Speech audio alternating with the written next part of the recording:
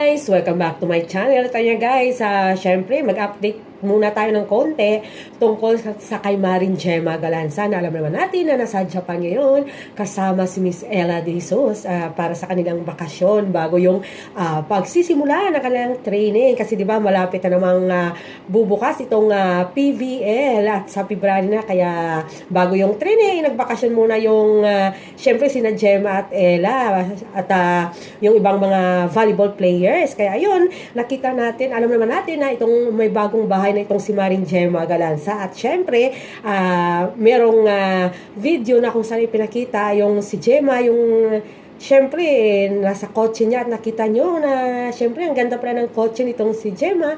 At the same time, super ganda itong si Gemma Galanza at bagay na bagay si Gemma sa kanyang kotse na dinadala. At nakita nyo dyan na bumaba siya sa kanyang kotse at syempre, may pinuntahan. O diba, talagang astig na astig yung dating itong si Maring Gemma Galanza. Yan ang mga update natin sa ngayon. Thank you for watching. Keep safe.